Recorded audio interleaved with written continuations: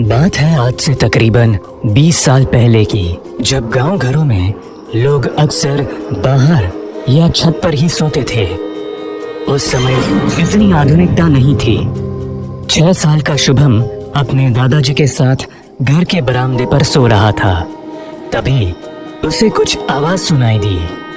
वो नींद से जाग उठा। उसे अपने से करीब 20 मीटर की दूरी पर एक सफेद साड़ी में औरत खड़ी दिख रही थी। उस औरत के बाल सिर से पांव तक थे, जिस वजह से उसका चेहरा ठीक से दिखाई नहीं दे रहा था। ऊपर से माहौल में घना कोहरा अंधेरा भी पसरा था। शुभम कुछ देर तक उस औरत को यूं ही अजीब तरीके से देखता रहा, पर फिर वो औरत शुभम को अपने पास आने का इशारा करने लगी। शुभम भी धीरे धीरे उसकी तरफ बढ़ने लगा और तभी वो औरत शुभम के चेहरे को छूती है और फिर उसे लिए कहीं बहती हवाओं के बीच गायब हो जाती है। अगली सुबह दादाजी अपने पास शुभम को नहीं पाते हैं तो उसे पूरे घर में ढूंढने लगते हैं। शुभम, बेटा शुभम, शुभम। दादाजी घर वालों से भी शुभम के बारे में पूछते हैं, लेकिन घर वाले तो उल्टा दादाजी से ही सवाल करने लगते हैं। अरे ओ किशन बाबू, तुमने कहीं शुभम को देखा है?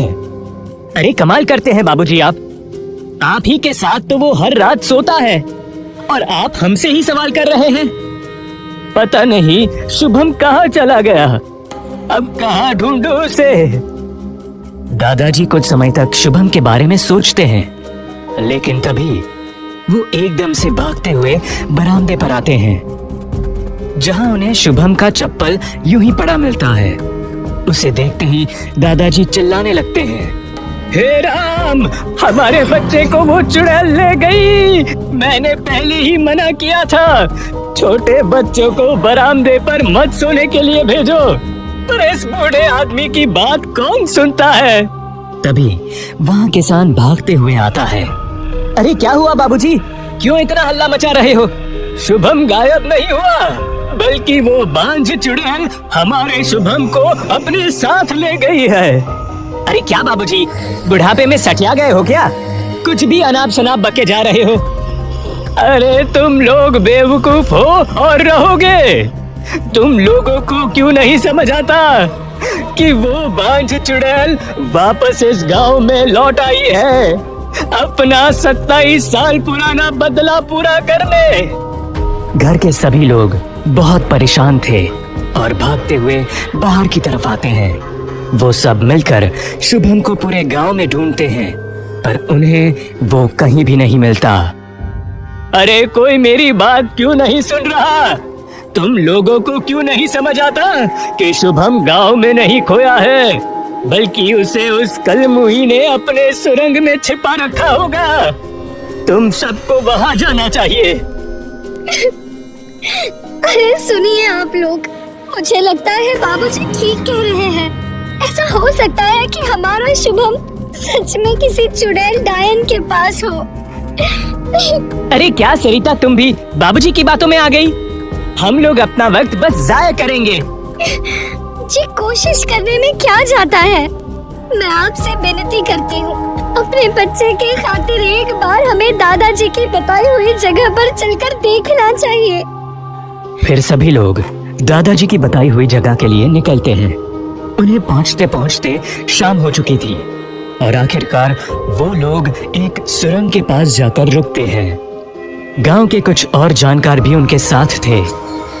इस सुरंग को खोदना चालू करो। इसे तब तक खोदते रहो जब तक इसके नीचे से खून की बूंदें और चीखें ना सुनाई पड़ने लगे। बाबूजी, मुझे लगता है सच में आप बुढ़ापे में सठिया चुके हो। आपको क्यों समझ नहीं आ रहा कि ऐसा सब करने से कुछ नहीं होने वाला। इससे अच्छा है कि हम अपने बच्चे को खोजें। किसान, चुपचाप इन्हें अपना काम करने दो। बीच में दखल अंदाजी किए तो जो भी होगा उसके जिम्मेदार तुम होगे। दादाजी की डांट के बाद कुछ समय के लिए किशन शांत होकर तमाशा देखता है। तांत्रिक ठीक उसके बगल में खड़े होकर लगातार तंत्र मंत्र पढ़े जा रहे थे। धीरे धीरे अब सूरज भी ढल गया था। किशन का गुस्सा और परिस्थितियों का बिगड़ना दोनों समय के साथ बढ़ता ही जा रहा था। किशन एकदम से चिढ़ गया और बोला, अब अगर आप लोगों को इस बकवास में शामिल होना है तो होइए। मैं अब अकेला ही अपने बच्चे को ढूंढने के लिए निकल रहा हूँ। इतना बोलता हुआ किशन वहां से निकल ही रहा था कि तभी उसके पैर जमीन से चिपक गए, जिससे वो आगे बढ़ ही नहीं सकता था। ठीक उसी वक्त खुदाई के दौरान जमीन के नीचे से एक बच्चे की चीख सुनाई पड़ने लगी और खून के लाल लाल निशान भी जमीन पर दिखने लगे। गौर से सुनो इस आवाज को। तांत्रिक, तुम अपनी प्रक्रिया को तेज कर दो।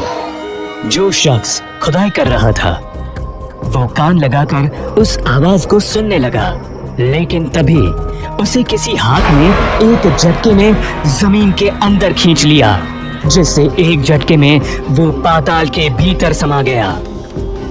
ठहरो सभी, सब इस गड्ढे से दूर हटो।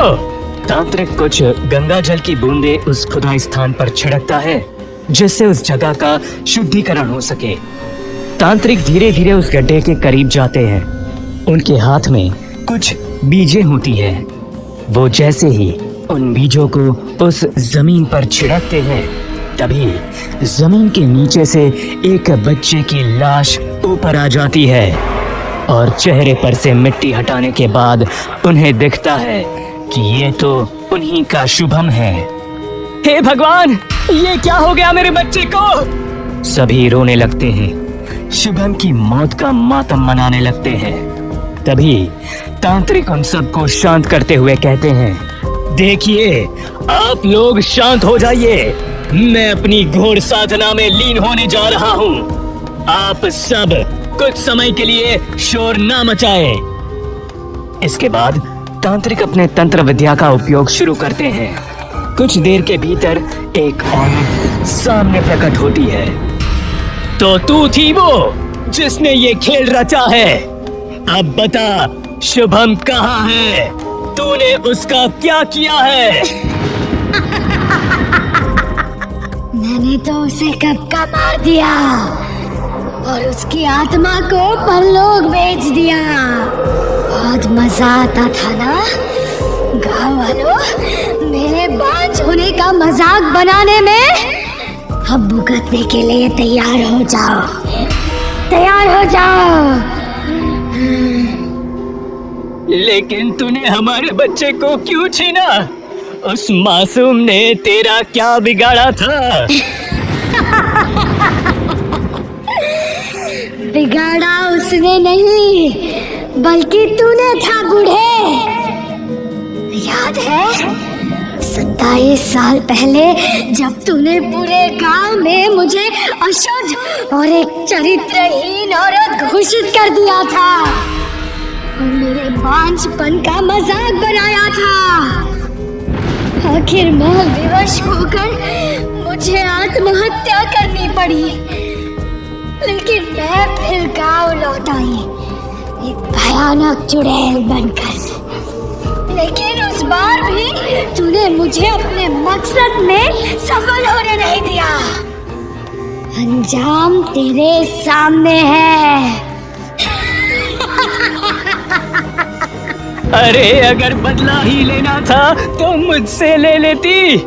मेरा पोता तो बेचारा बेकसूर था। बदला तो मैं तुझसे ही लेने आई थी।